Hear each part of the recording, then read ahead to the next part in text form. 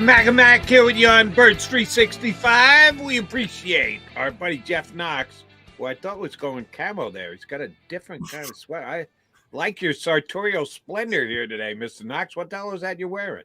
I appreciate it. This is actually $6.99 at Walmart, so this isn't anything that I thought into. Hey, man, you can get some deals. Yeah. I saw that crazy website that charges really low prices for everything. I wish they had a couple Super Bowl commercials. Temu, have you guys heard about that? I've seen Temu. I've been on there trying to find me a PlayStation 5 because I can't seem to find one in the stores. So yeah, I don't know if I trust them, but then I always look at the price and I go, this can't be. This has got to be a scam. And then they're getting Super Bowl ads, and I'm starting to rethink my position. But I'm giving them a free plug. I digress. It's good to see you, Jeff. I guess we'll start because we haven't talked to you. Your thoughts on the coaching staff and the moves and bringing in new coordinators and sort of making Nick Sirianni. He was already a CEO coach, but even more of a step back and just overseer, I guess I would describe him as. Your thoughts on how Jeffrey Lurie handled that? Well, first, let me say happy belated Valentine's Day, you guys. Hope you enjoyed it, and congratulations on exceeding 700 episodes. So I've seen most of them, but you guys get up earlier than I do, so I normally tune in about 9 o'clock. But to answer your question, I'm happy. I'm feeling better about this time of the year than I was last time at the same time. I didn't put a whole lot of stock into or a lot of confidence into believing that the team was going to somehow get better from a coaching standpoint. Moving on from Shane Steichen and Jonathan Gannon and then replacing them with two coordinators that had never called plays at the professional level. So I was a little worried about that. I've always been an experienced guy. I understand in the NFL now what we do is we tend to go with the hot new guy, the offensive genius, the defensive standout, things of that nature. But I'm old school. Like, bring me back a Jim Caldwell, bring me back a Ron Rivera any day. So the Vic Fangio thing I was very excited about. Wasn't exactly sure if he's the same Fangio we remember from a few years ago. Yeah. Because I was always of the opinion if we had gotten Vic Fangio maybe 3 years ago, that probably would have been the Vic Fangio we wanted. So recently, I've been watching a lot of Miami Dolphins football postseason and in Chargers as well. Chargers are a little bit more difficult watch, but Kellen Moore getting the the quarterback's coach job right out of the gate after being a player for the Dallas Cowboys and then eventually elevating to the offensive coordinator role. Was satisfied there. Maybe not with what he did with the Chargers last year, but extremely excited based off of what he did with Dak Prescott, actually elevating Dak Prescott to the Dak Prescott that we actually have respect for now. So hopefully he can not everybody. Some people. But an MVP candidate nonetheless. That's when we started talking about that. So 400 yards of offense first year as a coordinator. Over the tenure, I guess at 4 years that he was there, they were always in the top categories as far as things that we look at as important when it comes to like statistical rankings. But very satisfied with the Kellen Moore hire. Also very satisfied with the Vic Fangio hire. And I guess I trust both of those guys enough that when they have like relationships with guys they already know, I guess Doug Nussmeier and Bob King being two of those guys, I trust them more than I trust my own ability to do it if I was in that same situation. Fair enough. All right, I'm asking this question with my tongue somewhat firmly implanted in cheek because got a lot of this and it just makes me a little crazy. Did the Eagles make a mistake by hiring Kellen Moore? Because if he comes in and does a good job, he's going to be somebody else's head coach next year. So they're back in the same exact position they were, looking for an offensive coordinator. Is that a fear for Jeff Knox that Kellen Moore is going to come in and be so good, he's going to be someone else's head coach next year? Not necessarily. I think the best head coaching hires have actually gone back to their teams as coordinators, one of which being with the Detroit Lions. I actually think that we're probably in a better situation as far as what we were last year because Brian Johnson was popping up on so many radars, and we were actually having conversations as to whether or not we lose him. I think I'm a little bit more confident about keeping Kellen Moore. He's a great offensive mind, but I think there are some guys who are already in the pipeline who I expected to be in the hiring cycle this time around. and they actually stayed in their current position. So we'll see. But I also subscribe to the theory that get the best coaches available. He's probably the best offensive mind we could have had. Correct. So the best thing to do in that situation is we'll worry about those things later, but championship windows close very quickly. And I'd rather have the guy that could actually be head coach material as opposed to the guy that we're stuck with because we know he isn't going anywhere. Right. Yeah, I'm with Jody there. You can't worry about that. I mean, that's just the nature of the modern NFL. I mean, the Eagles were runner-ups and they lost their coordinators. So you know, and San Francisco, well, Kyle Shanahan scapegoated Steve Wilkes, but they also lost Anthony Lynn. They lost Clint Kubiak. They lost Darryl Tapp, an ex-Eagle. They lost somebody else. They've already lost 5 coaches, one by their own. So that just kind of happens with success, right? Whether you're good or not. So then you got to make difficult decisions and you're back, but that's just sort of the modern NFL. Hassan Reddick, Jeff, interesting situation. Wanted to make it clear, hey, I didn't ask for a trade, but the Eagles gave him permission to seek out a trade, basically doing what they did with Darius Slay last year, which is like, look, if you think we're being unfair, talking about numbers and extensions, go talk to other teams, see what they're willing. And if you get what you want, we'll try to work something out. You like that strategy from the Eagles or dislike it? I like it. And seems like Hassan Reddick seems to be in favor of the way they've treated him as well. I'm sure if he's vocal enough and expressive enough that if he had some issues with the way they were handling him, he probably would have said that. But I think this is also feeds into the reasons why he wants to remain with his team and stay with the organization. I'm in favor of it. Same thing they did with Fletcher Cox and Darius Slay. Fletcher Cox on previous season and Darius Slay last year. So I would be in favor of it. My guesstimation, and John, you probably know more about this than me, is Hassan has already made it clear that he wants a contract. We knew when we signed him for 3 years and $15 million per season that we had already gotten him at a discount. So now he's outplayed that contract. And you have a guy who's going to turn 30 before the season. With the Eagles needing to make other decisions, Landon Dickerson down the road, what are we going to do with that about Dallas Goedert? We can put the 5th-year option on Devontae Smith, but eventually we got to pay him. And you're getting some younger guys who are at the end of their deals. And I don't know, maybe we want to keep Josh Sweat around longer because he's younger. So I get it. I'm sure that as we've been throwing that $25 million per season number around, I'm sure the Eagles probably don't want to pay him that. But this allows Hassan to get out in the market and everything. If he has been turning deals that the Eagles have offered him down, that allows him to get out in the market, talk to some people and realize, the Eagles are doing right by me. They're actually telling me something that, that isn't unfair. And it's for those reasons that I think that I'm thinking maybe he finds something in while he's out here exploring his options and things of that nature. But there is also a situation where he could return, which is what I'm hoping for. Maybe a couple more years where he's productive.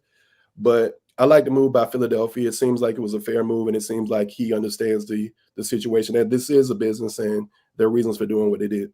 When Howie and Nick had their wrap up the season, Nick staying, but other guys are going press conference, our buddy Tim McManus asked the question, all right, so then what are you going to be doing? And may show up at a defensive meeting.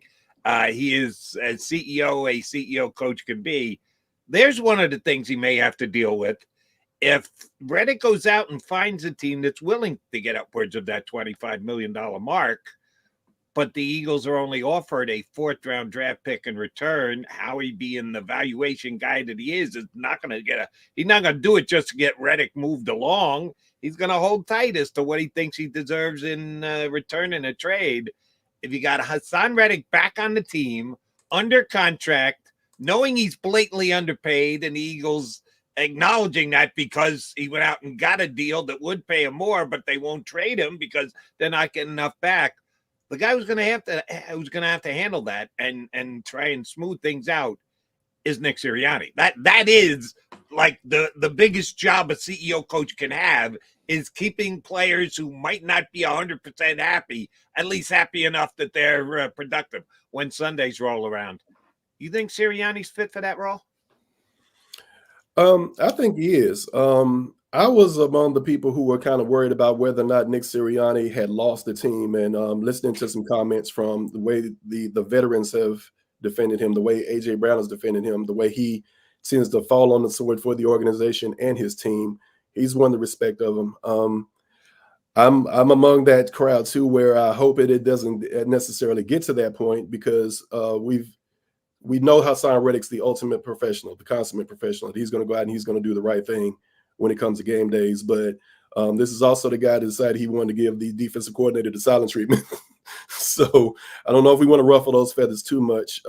Hassan, I've had the pleasure of talking with during the season last year. Great guy, very mature guy. And so I have a slanted view of him anyway. But he's one of those guys I want to stay around, because I don't see how this team is in a position to where we can move on from our best players while we still have that championship window open. So I'd like to see him back. But to answer your question, if there's one thing that we know about Nick Sirianni, that is the personality of him is probably one of his most endearing features. And the love his team has for him is also one of the things that are probably one of his best assets. So he's absolutely the person that could probably smooth that over, but hopefully it doesn't get to that situation. Yeah, you mentioned, and I'll throw this at both of you guys because I'm interested to hear your thoughts, because, we all try to figure out what went wrong, and everybody's got their own thought process, offense, defense, this, play calling, that. But when you mentioned some of the players depended on Nick Sirianni, Jeff, and they all have basically to a man. And you heard a bunch of guys that were out at the Super Bowl, Bletch among them, Britton Covey was among them, Jordan Mailata, on and on and on. Obviously, Jason Kelsey on his own podcast was doing the rounds. And nobody seems to be able to put their finger on what went wrong. Does that bother you guys at all? Because if you can't figure out what went wrong, how are you going to fix it? I don't know. I'm trying. And I brought up Andy Reid, Jeff, because he texted Antonio Pierce after the Raiders gave the Chiefs a little bit of a beatdown late in the season. And he texted Antonio to thank him for giving us sort of a course correction, beat us up. And he mentioned the word complacency. Is it as simple as they were complacent and they had such a great run and they said, we'll be fine? Because nobody can figure out what went wrong. Well, we can't. My hope is that they know that in the organization. And I think that was the main thing that we were most frustrated and most concerned about, because it looked like the organization had no idea what they were doing. They didn't seem to have any answers. We thought that the stripping Desai of play calling duties and handing those over to Matt Patricia was a sign of desperation. And we found out later that, there was some issues with Desai, and there was issues with his ability to connect with teammates. Now, we knew that getting the play calling duties over to Matt Patricia wasn't going to cure that or make us a better defense. But as long as they have the answers in the organization, which is what we were concerned about, do they know what they have in Nick Sirianni? We've asked questions. Do they know what they have in Jalen Hurts? As long as they got it under control and under wraps in the organization, I'm fine. Sometimes we'll get those stories eventually. Maybe it's a month down the road. Maybe it's years down the road. Sometimes we don't. But what I don't want to become is having our Eagles organization, which we fell in love with for keeping things so close to the vest. I like when we find about signings and their surprises.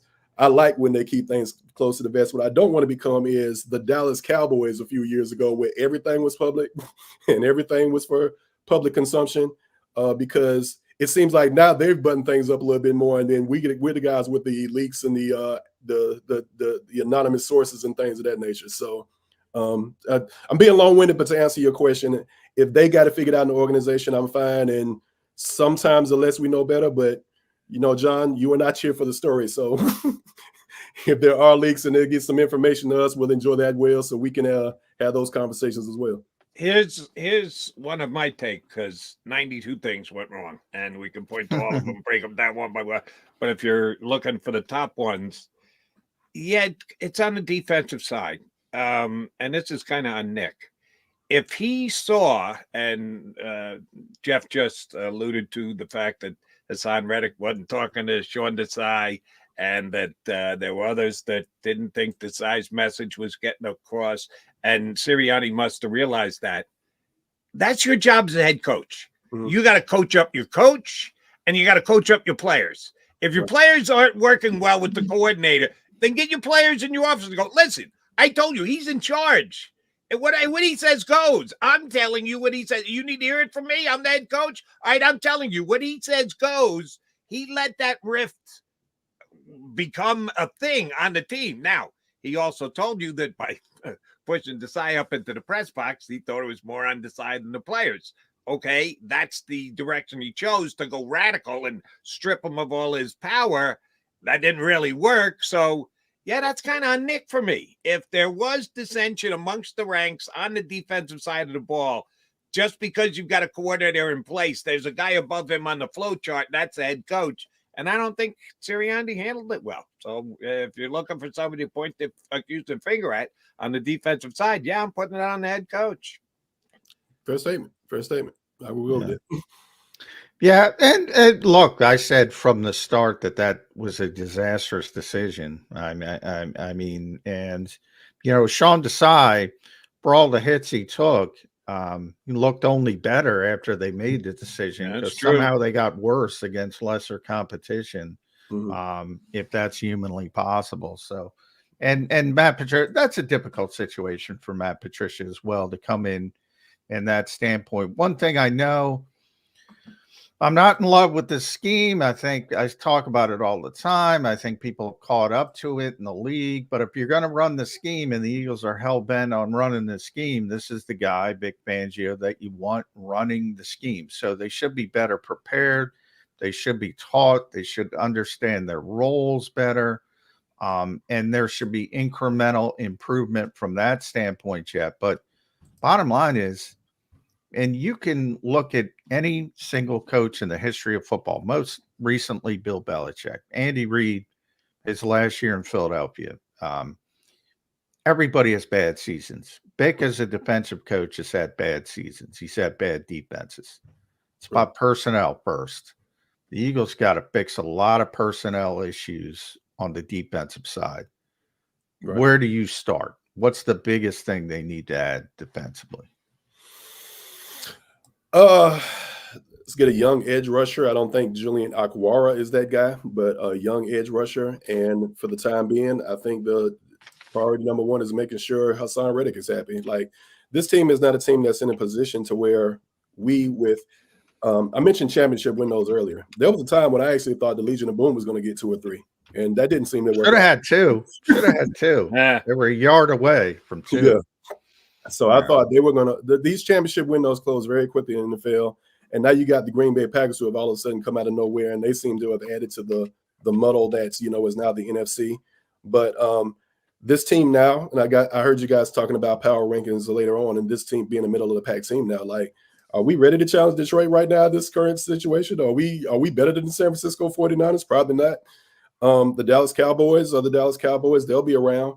But goal number one is getting your best players, getting them situated and getting them happy. And I believe that includes Hassan Reddick. Like, I'd rather have him on this team, because I just don't see a situation where our Pro Bowler walks away and his defense becomes better when we were already having issues getting to the quarterback. Now, he may not have a lot of time left, but maybe we got to have him ready. We got to have some guys in the pipeline ready, one of which probably being Nolan Smith, get him in the gym because he's a little light in the tail feathers. But curing this pass rush, finally paying some attention to the safety position, finally paying attention to the linebacker position. Because with Bobby King here, I'm not moving away from the theory that maybe Zach Cunningham's back after we've heard Howie Roseman give him a glowing review. But one of the ways to do that, maybe this helps, is kind of moving on from Kevin Byard. That would save you, what was that, $13 million, I believe? Yeah, some 14 somewhere in that 14, range. I think he's due $14 million next year. Yeah. I think by moving on from him, he counts as $711,000 in dead cap space. So that frees up a lot of money there. So Vic might want him, but he will not be back on that contract. No chance. They'll have to rework a deal, and maybe wants him because he's a veteran guy, he's savvy and all that kind of stuff, and they need help, but he ain't coming back under that contract. We know that. Yeah. So let me ask you a similar question to Kevin Byard. I think we all agree. Could be here, going to be redone. How about James Bradbury? He took as big a drop from where he played the year before to what he played at this year, maybe as any player in the National Football League. That's hard to wrap your head around, but we'll have Brad Spielberger on afterwards, Mr. Pro Football Focus. I'm guaranteeing he's going to tell us his drop-off was monumental. He sure as hell isn't worth the contract that he's going to be playing under next year, much like Hassan Reddick is worth more than the contract that he's scheduled to play under. What do you do with Bradbury? Do you just grin and bear it and say, we're only 1 year in? If we tell this guy we might cut him, does he say, yeah, go ahead, take that dead cap hit that you're going to take if you cut me 1 year into this deal? Would he be open to potentially redoing his deal so as to give the Eagles a little relief off the overpayment that they made this year? Howie's not afraid to play hardball when it comes to negotiation. Ask Hassan Reddick. Will they do that with James Bradbury, or do they just believe he can't be as bad as he was this past year? Well, I'm across the fingers because I've seen from James Bradbury moments where one bad season is typically followed by a better one. So that's true. Okay. That's true. I like your optimistic attitude, Mr. Knox. Glass half full. Good on you. Right. I doubt it.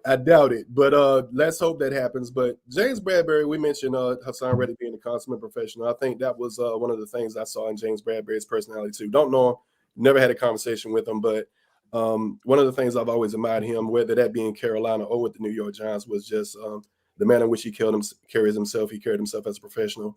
And it was the Eagles that threw him a bone when nobody else seemed to be interested. And we gave him that, which allowed him the opportunity to put himself in a position to earn this money that we thought would probably be elsewhere. But as it turns out, decided to stay with his new home, the Philadelphia Eagles. I hope that plays into his thinking when it's time to make these types of decisions, because this is a give and take business. And one thing about James Bradbury and the rest of this team is this is a locker room full of characters who have a lot of character. So I'm hoping that also kicks in with his thinking as well, because this is a team that really gave him a shot when a lot of people sat there and said, this is the guy that can't do it anymore.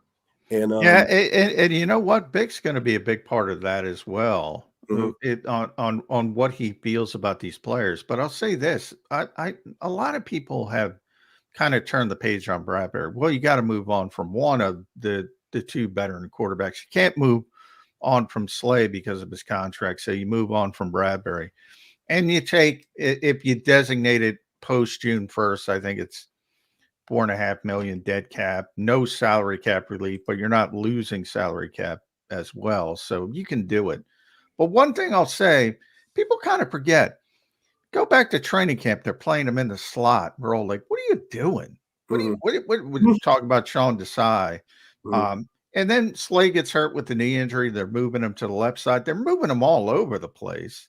Yeah. The Eagles didn't help him. Maybe Vic just sits him back. One of the best zone corners in football, one of the savviest zone corners in football. Playing quarters all the time, cover 6 in that defense. Maybe he does have a bounce back season, and you can afford to wait another year with Kaylee Ringo and Eli Ricks, and maybe they develop. So I think people are turning the page a little bit too quickly on James Bradbury. So I'm glad you said that, Jeff. And we'll see. I think it all has to do with Vic thinks of him as a player. But you mentioned power rankings. I meant to bring this up. So let's get Eagles fans fired up. The 33rd team, first one I saw, probably other people have done it, but 33rd team. I rolled the Athletic out there for you yesterday, John, here on the show. Well, no, I'm not talking about team power rankings. 33rd team did quarterback power rankings. And the 2024 offseason quarterback power rankings. Where do you think they put Jalen Hurts? I ask you both. I got a feeling the way these things always seem to work out, I think you're going to probably tell me he's 15th.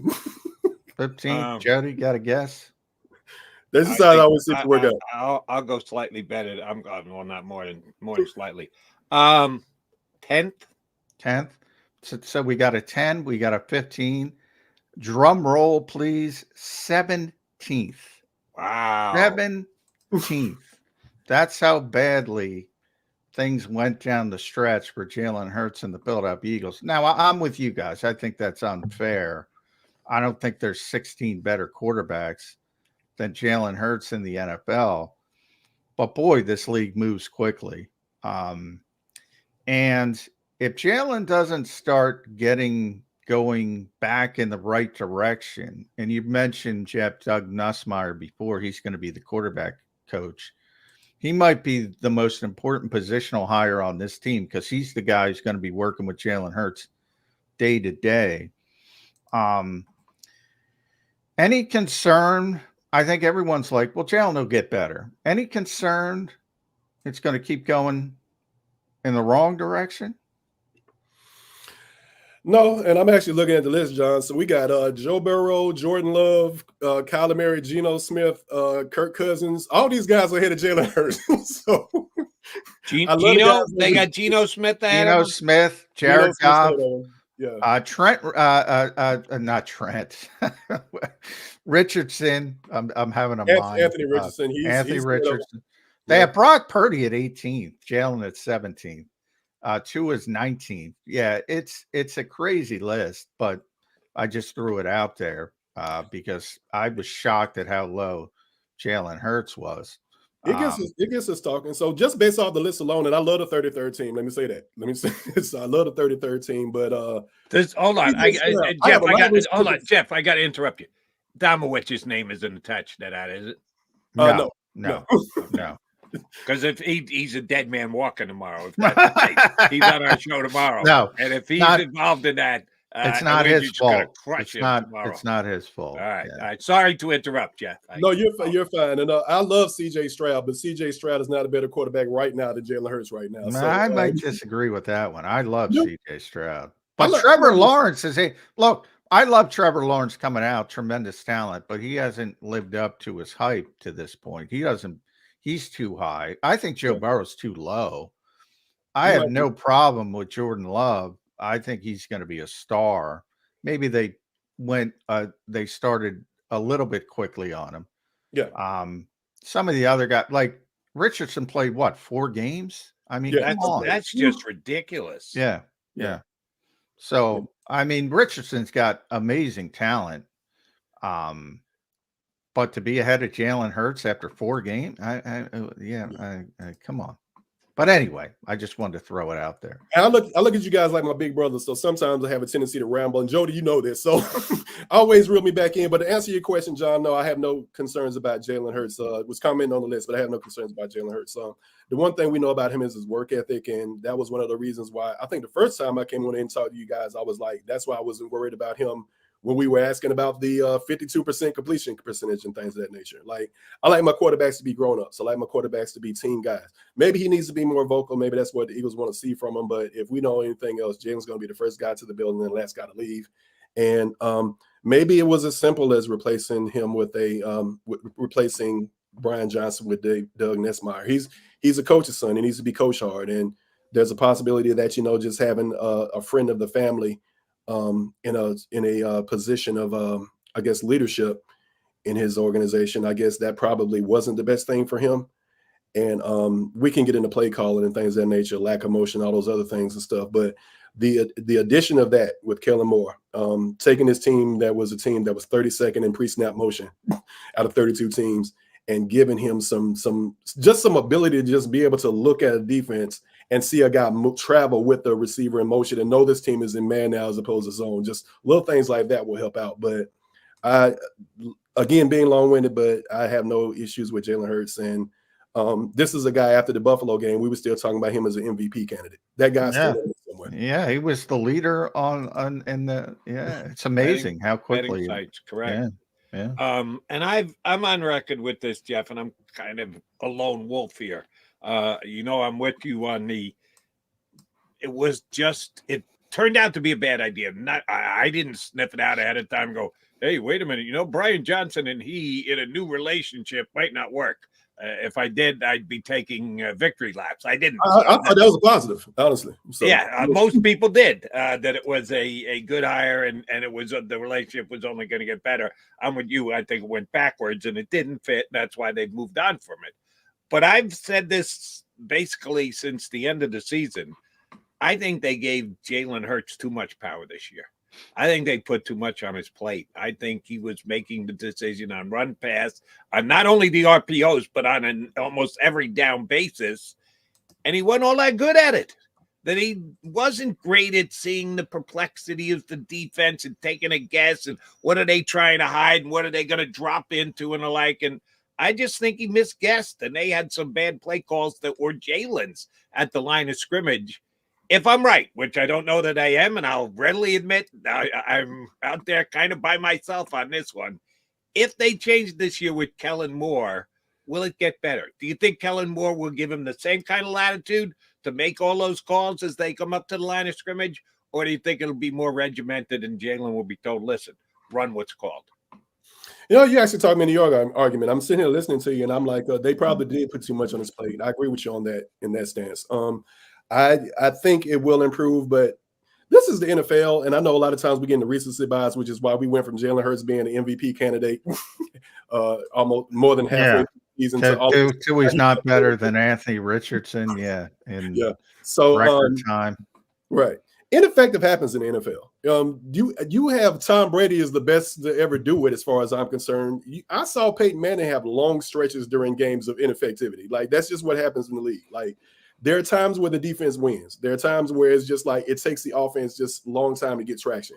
And it also happens when you're calling screen passes on plays where the defense isn't blitzing. Because basic football, I was always taught you throw the screen pass to, I don't know why I'm throwing up fireworks now. Wow, look at that. That's well done. Screen passes on non-third downs. Like the fireworks. Yeah. Everybody agrees. I don't know where that came from. I apologize, but I'm impressed. You should, if you figure it out, you should do it more often.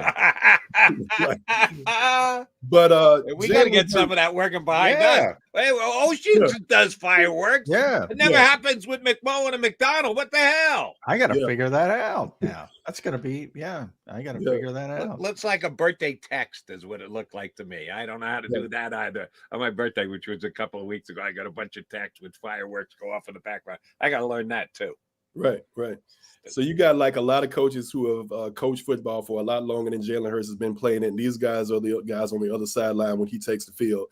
He's 25 years old. We sometimes forget that too, because he is so mature, because he is well advanced. Very young quarterback. Yep. He has a lot to learn. He has a lot to learn about being a leader. He has a lot to learn about the way the NFL game is played. He has a lot to learn about just playing the quarterback position in general. He's 25. He'll figure it out. But he's a lot further advanced at 25 years old than I was, and I was at 25 years old. So I believe in Jalen Hurts to that degree. I think this works out. I think this is he just got so good during that MVP season in 2023 that we just expected that was going to always be the ceiling, and Jalen Hurts was no longer going to have any adversity. But adversity has come. We've seen him deal with adversity before. And this has been said over and over again. I know this is probably a tired narrative now, but we saw adversity at Alabama. We saw him leave. We saw everything that happened with Tua Tagovailoa. We saw the doubt. We saw him outlive the doubt. And now this is just another stage in the growth process. The thing is, it's just we've all had to grow up. We've all had to learn about our positions. Like, John, you're a much more advanced writer than I am, and I've always been a fan, so it's always been an honor to call you as a friend. But I'm still learning how to write, and I'm an old man now. So there are things I'm learning about my position, and I'm sure that becomes doubly impossible when it's when you're talking about something as scheme focused as the NFL. But Jalen Hurts is good. Jalen Hurts was figure it out, and Jalen Hurts will grow up in his offense. We're just having the benefit of watching him grow up on television. Inside the Iggles.com, IGGLES. That's where you can read. Jeff does a tremendous job there. Follow him on X. You can do the site Twitter, which is at Inside Iggles. Jeff, if you want to follow him personally, at GQ_4_EBA, EBA. So follow him there. I guess I'll end it with DeAndre Swift for this and give our next guest, Brad Spielberger, a little. He does a tremendous job projecting contracts. So I'm going to look at his projection for DeAndre Swift, and he's got DeAndre at 3 years, $6.25 million per year, $12 million guaranteed. Any shot he's back with the Philadelphia Eagles if that's the contract he gets. And I see you laughing. So I think not at that number, no. We wouldn't get out to TJ Edwards. I doubt we're gonna get out to a running back. So it's funny. We were talking about the betting sites with Jalen Hurts. I got a betting site that says the Eagles are the favorite to get Saquon Barkley and one of the favorites to get that. Are you kidding me? I've never seen the Saquon Barkley argument. It's like that's like with me. I've never seen the argument that we're taking a defensive back in the first round. Like until I see it happen. When was the last time? Lito Shepherd, 2002. Until I see a defensive back taken in the well, they will take a cornerback if it fits. They would have taken J.C. Horn. That's true. They would have taken Patrick Surtain. Yeah. So it's always there are certain positions like you can feel very comfortable. They're not going to take a running back in the first round. You can feel very comfortable. They're not going to take an all-ball linebacker. Even there's exceptions. Christian McCaffrey, I talk about all the time. They would have taken him in 2017, and they would have been right, but didn't work out. It's possible and it's doable. I'm just in a position where it's like I doubt it's going to happen, and I'm more doubtful that we'll give that type of money to a running back. All right, since J-Mac went to running back with Swift, and I like your chuckling halfway through the question. We all looked above for sorry, Brad, that's not happening. He's not getting that from the Eagles. I don't think he's getting that from anybody. But we sure as heck know if that's his pay scale for next year, he's not going to be in Eagle Green. Who will be the leading Eagle ball carrier next year? Will it be a to-be drafted player? Or will it be Kenny Gainwell? Or will they bring in a free agent for DeAndre Swift-like money? Make a trade. When I say bring in a free agent, they could trade one for a 5th, 6th round draft pick, whatever, pick up somebody else like they did with Swift. Is the Eagles leading rusher next year on another team in the NFL right now coming in either via trade, free agency? Is it Kenny Gainwell's role being pumped up? Or is their lead runner going to be taken in this year's draft? A, B, or C?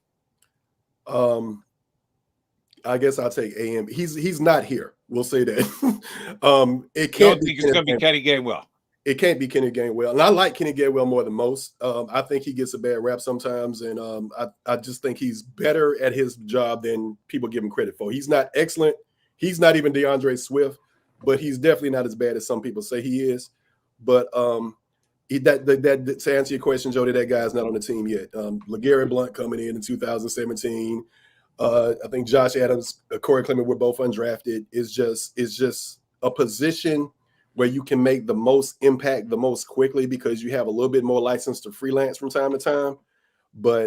And it's also the most punished position in NFL, and they have the shortest shelf life. So I understand the reason, even though some people disagree with this, I understand the reason why the stock has gone down in that position so much. But the guy's not here yet because we know it's not Boston Scott, and we don't even know if DeAndre is going to be here. The old TBD. I agree with that. It's TBD. I think they'd love to get an Isaiah Pacheco type late in the draft who could take over. But that's, I'd love that. I actually thought that guy was Kenny Gainwell in the 5th round. Yeah, unfortunately, John, that there are 30 other teams. I know. And Isaiah Pacheco, like player in the 7th round. Yeah, it's easier said than done. That picture. Everyone else looking for the same exact thing. But they are not signing Saquon Barkley. They are not signing Josh Jacobs. I think people need to come on, be realistic. 6.25, and I think DeAndre might get that. Very similar to what Miles Sanders got last year. But he ain't getting it here. Yeah, he won't get it here. I don't think he's even getting that, and we all agree he's not getting that here. What we got was some good insight from our buddy Jeff Knox. Always a pleasure, my friend. Yeah, I'll be getting you on over on WIP with me coming up soon enough. Thank you for jumping in with us today, bud. Thanks for having me, guys. Enjoy the rest of your day. It's always fun. Appreciate you having me. Our Thanks, pleasure. Jeff. Jeff Knox, Inside the Iggles, fan side Inside the Iggles, IGGLES.com. All right, McDonald McMullen coming back. Maybe we'll continue the running back conversation. I just, John went there first. I followed up. I know they're not getting Saquon Barkley. I know they're not paying with DeAndre Swift. If Brad Spielberger is right, we'll get Spielberger up in less than 20 minutes from now and say, you think he's really going to get that much? Who the hell is going to run the ball for the Eagles? And here's the whole TBD of it, as John just stated. What I think means nothing. What John thinks means nothing. What Jeff Knox thinks means nothing. What Nick Sirianni thinks doesn't mean a whole hell of a lot. It's going to come down to Howie Roseman and Kellen Moore. That's who's going to decide who's going to carry the football for the Eagles next year. So that's why we have no idea. I'm going to throw a name at you, free agency wise, that I wouldn't mind. You want me to do it before or after the break? Let's get a quick break in here, and then we'll come back and do that. Talk a little bit more about the Eagles and their running game. McMullen and McDonald here on Birds 365. Birds fans, here's your chance to save up to 40% on your car insurance. You can do it right now from one of JAKIB Sports' great partners. Here's what you need to do. Call managing partner, either Jim or Fran, and tell them you're a friend of JAKIB Sports and also Birds 365.